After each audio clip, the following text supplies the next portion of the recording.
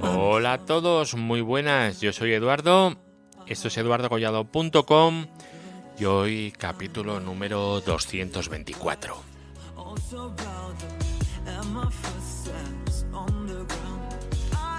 Hoy vamos a hablar de los algoritmos de cifrado de SSH, que es un tema que creo que es muy interesante. Es un tema bastante curioso para conocer, ¿vale?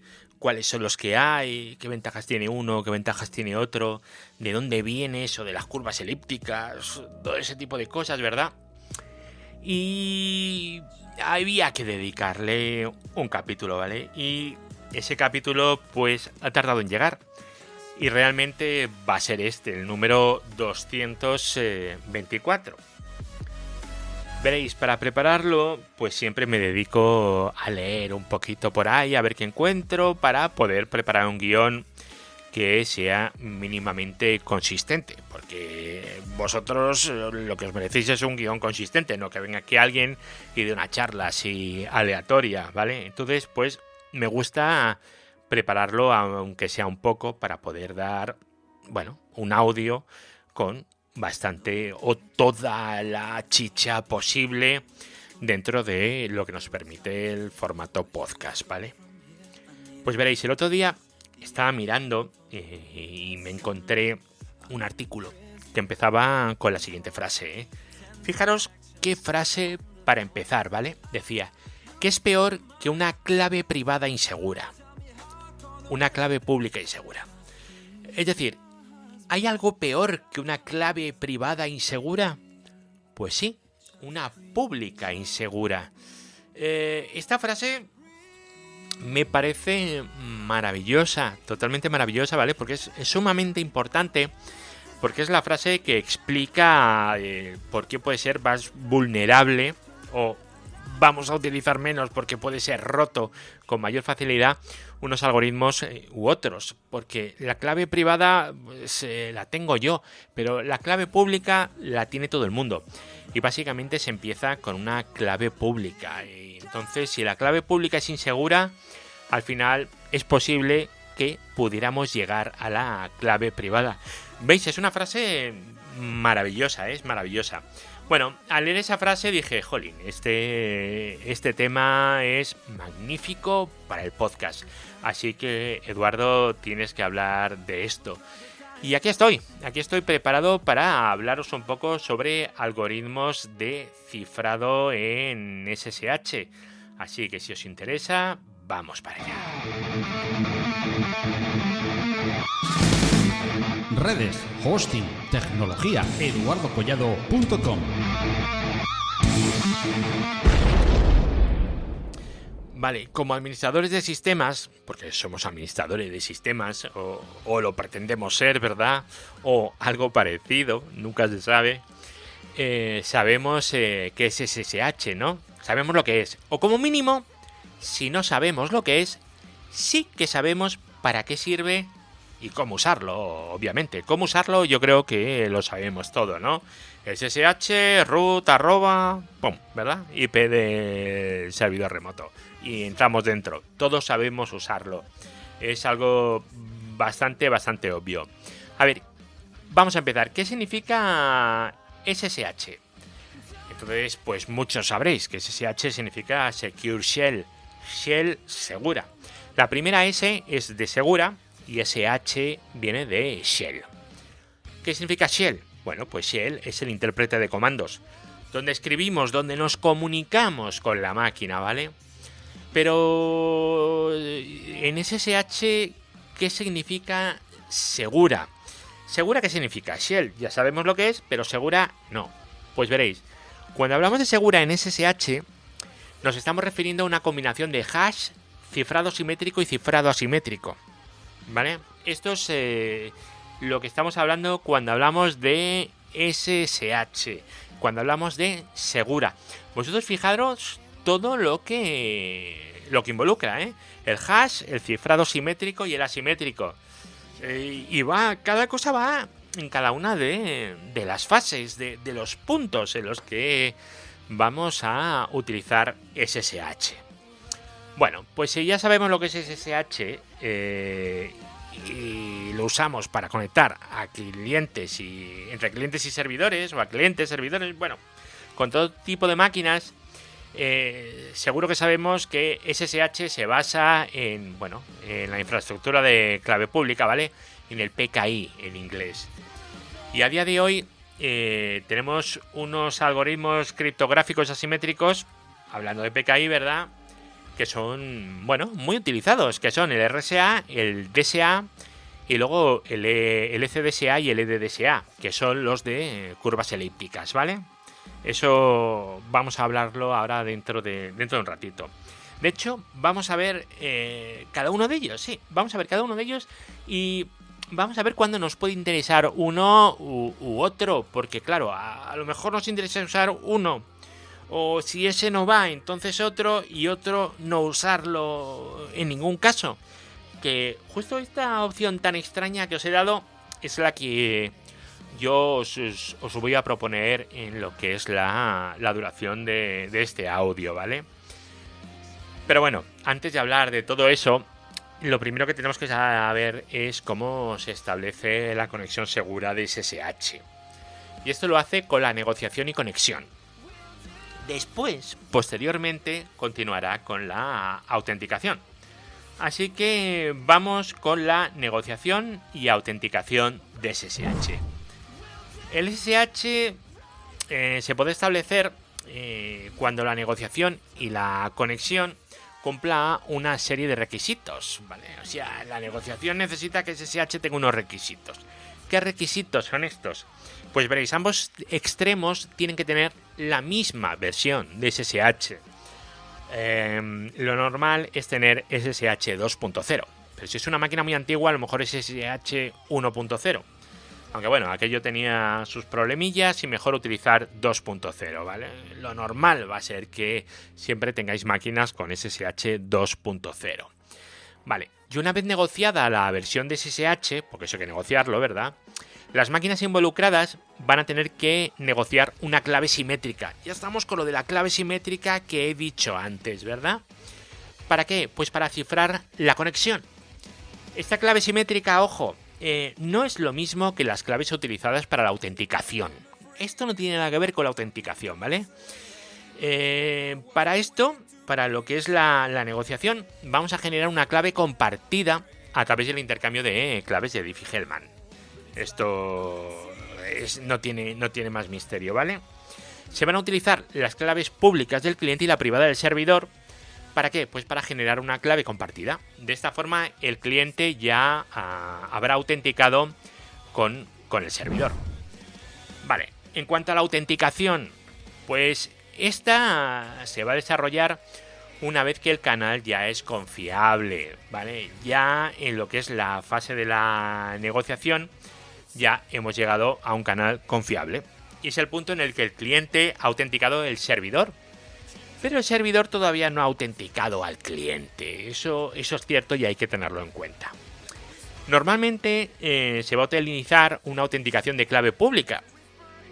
Y esto implica una clave pública y una privada. La gracia es que con cualquiera de las dos se puede utilizar para encriptar el mensaje. Pero para desencriptar hay que utilizar la otra, ¿vale? Esa es la gracia. Lo normal es que si A le encripta un mensaje con llave pública a B, el mensaje solo lo va a poder desencriptar B con su llave privada, ¿vale? Eso es así. A ver, con este método se autentica la identidad, ¿vale? Esto tiene el problema de la gestión de llaves. Si una llave se distribuye erróneamente, entonces, ¿qué pasa? Pues que se podrá comprometer dicha llave y con eso podemos tener un problema. ¿Cuál es el procedimiento? Pues la verdad es que es muy simple, veréis. El cliente inicia la sesión SSH, ya hemos explicado antes cómo. Ahora, el servidor envía un mensaje aleatorio, un mensaje cualquiera, letras, lo que sea, un mensaje aleatorio. Y el cliente, ¿qué va a hacer? Va a devolver ese mismo mensaje, pero encriptado. Entonces, si el servidor lo recibe correctamente, después de encriptarlo, desencriptarlo evidentemente, Entonces, ¿qué ocurre? Pues que ya se ha producido la autenticación. Eso es lo que se hace para, bueno, pues para autenticar en este punto de SSH. Cifrado asimétrico. A ver, la razón por la que el cifrado asimétrico sea tan usado, porque es muy usado, ¿vale? Realmente todo es cifrado asimétrico al final, ¿vale? Es por su fortaleza. ¿Y en qué radica su fortaleza?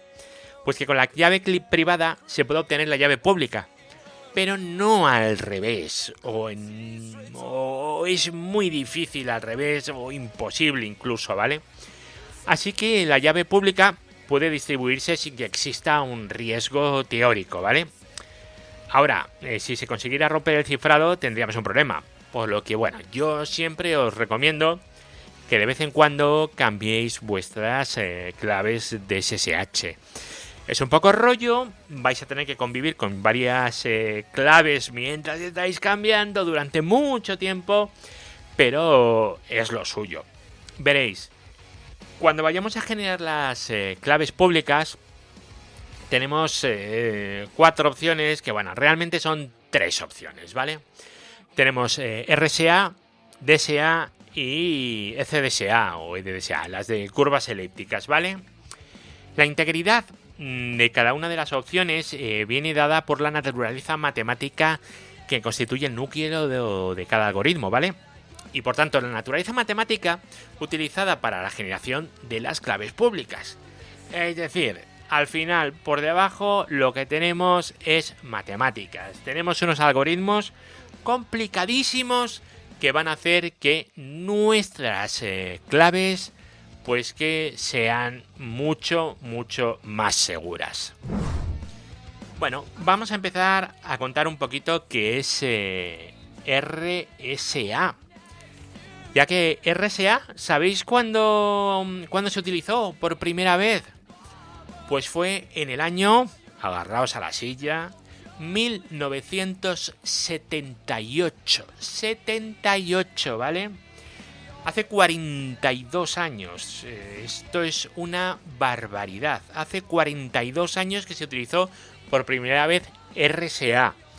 Y vosotros fijaros que se sigue usando, ¿vale?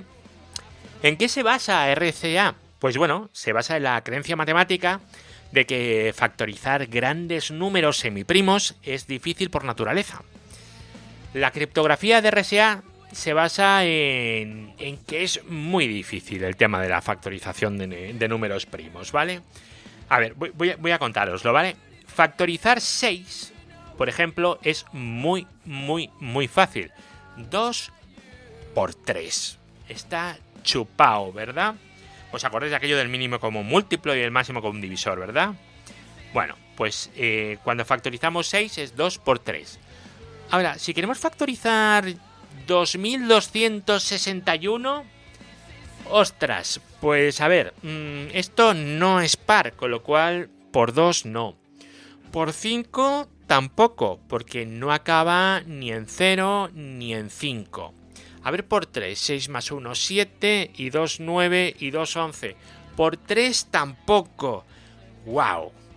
Mirad, 2261, al factorizarlo, lo vamos a factorizar en 7 por 17 por 19.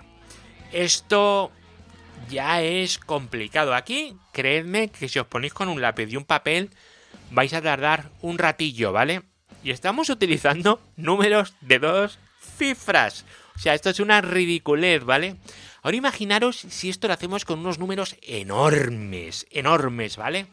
¿Qué es lo que pasa? Pues que vamos a tardar años en generarlos, pero años. ¿Por qué? Bueno, pues porque no existe ninguna fórmula para factorizar un número compuesto en sus factores primos, ¿vale? Entonces tenemos que hacerlo por fuerza bruta. Y el tiempo de extracción de esta clave, pues es elevadísimo. Por otro lado, tenemos DSA, que es un algoritmo más complejo, ¿vale? A grosso modo, deciros que DSA lo que hace es, a todo lo que yo os he contado, agregar un número aleatorio, ¿vale? Que se utiliza como firma del mensaje. Es decir, va un paso más allá, porque utiliza un número aleatorio, ¿vale?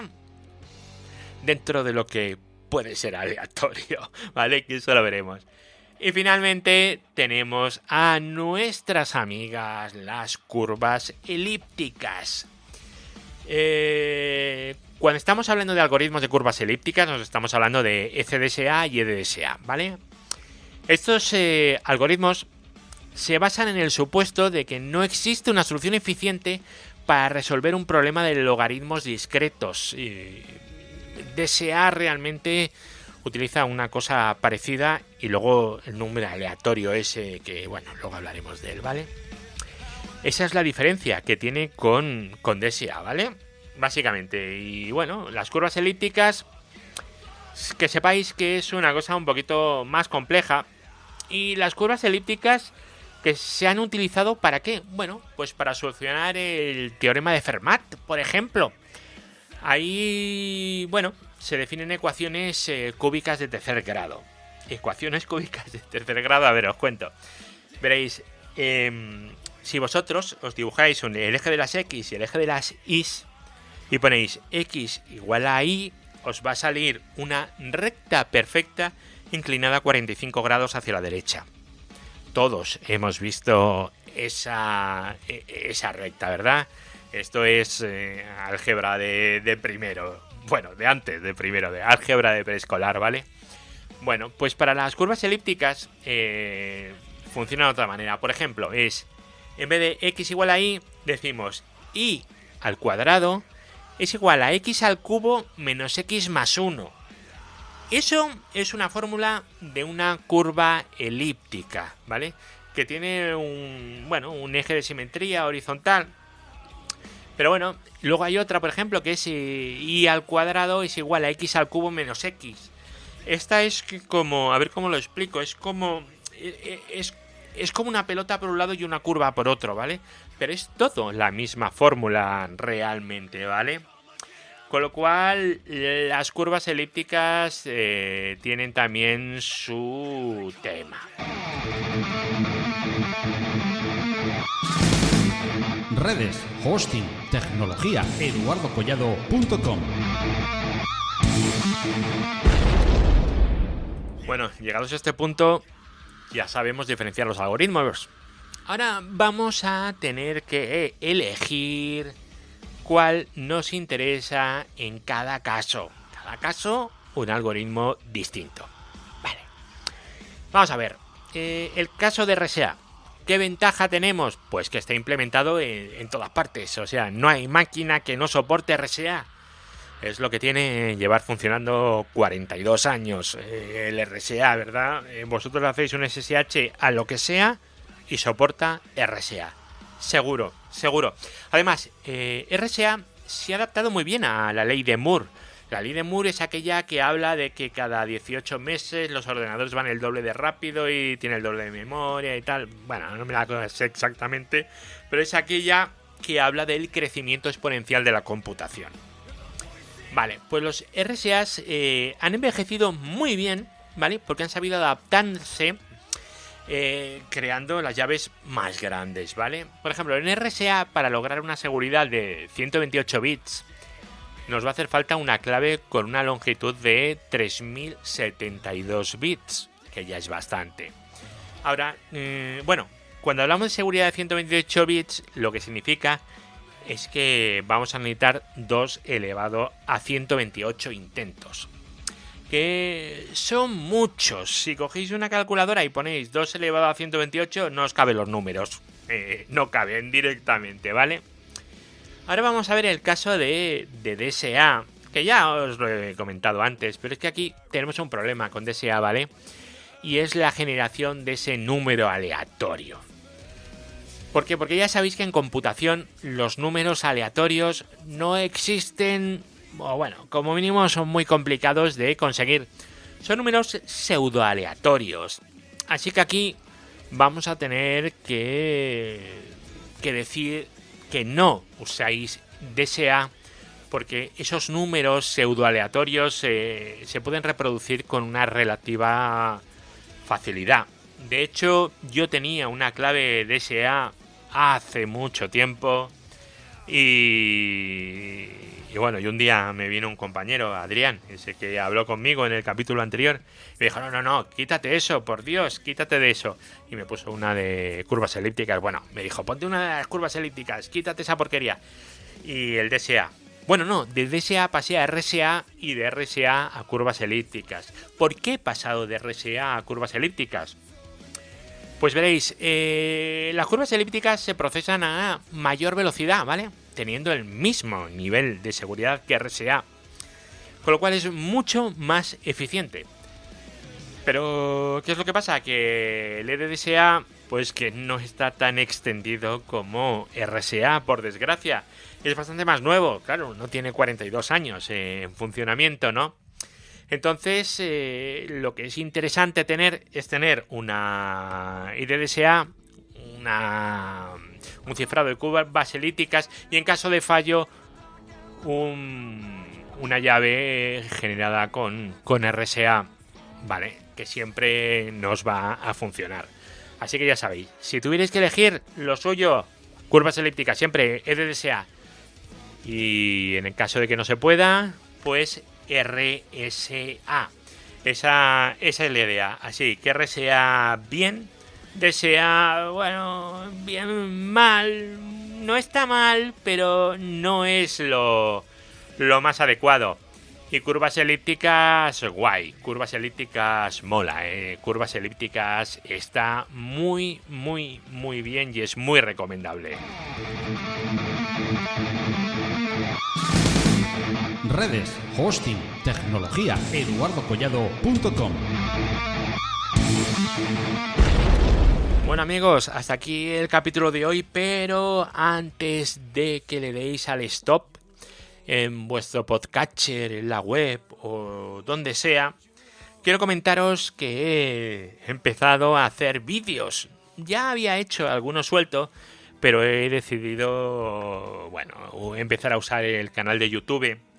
Y los vídeos los voy a ir publicando en el blog, en eduardocollado.com. Arriba, en la barra, tenéis un sitio que pone vídeos. Entonces, si pincháis ahí, os van a salir los vídeos. De todas formas, hay un canal de YouTube donde os podéis apuntar y ese tipo de cosas.